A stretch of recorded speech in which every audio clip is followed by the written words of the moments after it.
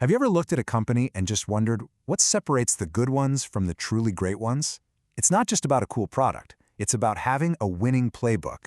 And today, we're going to dissect that exact playbook, strategic management. Let's jump right in. And that's really the million-dollar question, isn't it?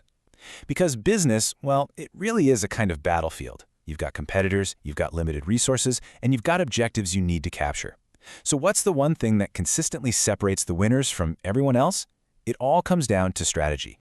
To really get how a modern company plans its next big move, we actually have to go back in time. I mean, way, way back. Because before we had spreadsheets and fancy boardrooms, strategy was being forged on the battlefields of the ancient world.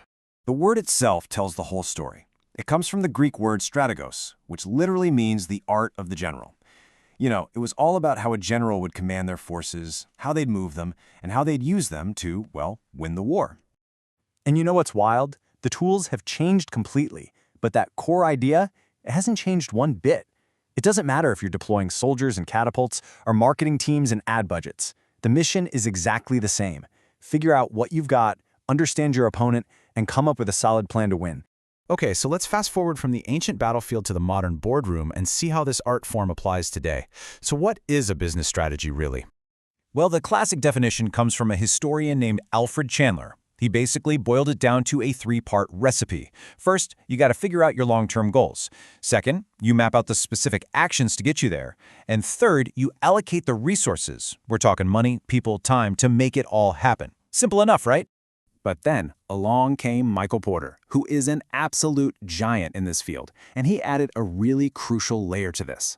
For Porter, strategy isn't just about having a plan. It's about being different. It's about carving out your own special place in the market where you are totally unique and incredibly valued. And this whole idea of being unique really breaks down into two powerful paths you can take. On one hand, you can do completely different things than your rivals. Think about inventing a whole new product category that no one's ever seen. Or you can do similar things, but in a way that's fundamentally different, maybe way better, or just a lot more efficient. And this isn't just some abstract theory, you know?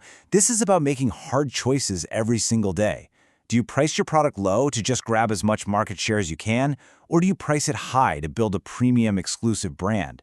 Do you sell through big retail stores, or do you go straight to your customers online? Every single choice, from the color of the box to how it gets to your door, is a strategic move on the chessboard. Now, here's a common mistake people make. They think a company just has one single strategy. But in reality, strategy is happening on multiple levels all throughout an organization, all at the same time. And for our purposes, we can break it down into three distinct levels. Okay, so at the very top you have corporate strategy.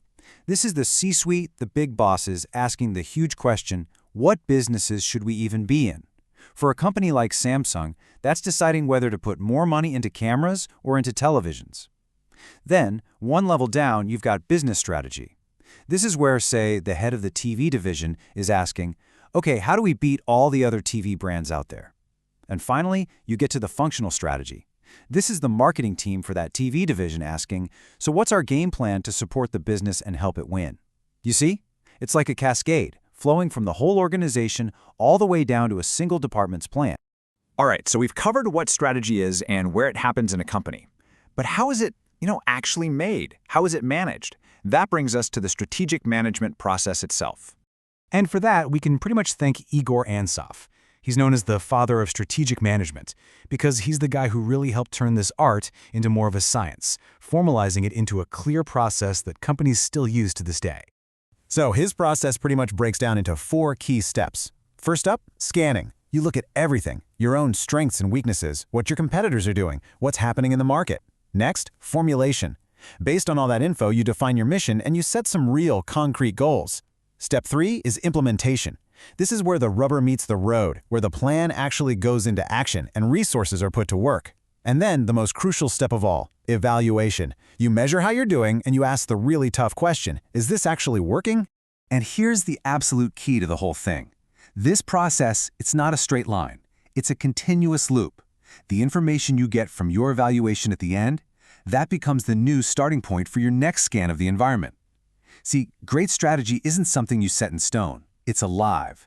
It's constantly adapting, constantly evolving. So after all that, what's the big takeaway here? Well, if you remember one thing, it should be this. Strategy isn't some destination you just arrive at. No, it's a continuous journey. It's dynamic, which means it's always changing with the market. It's future-oriented, you're always looking down the road. It's multidisciplinary, pulling in expertise from every single part of the business, finance, marketing, you name it.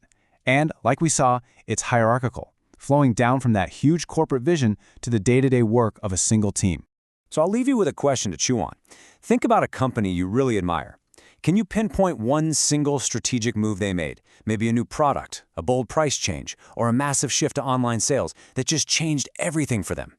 It's the perfect way to see this art of the general playing out all around us. Thanks for digging into this with me.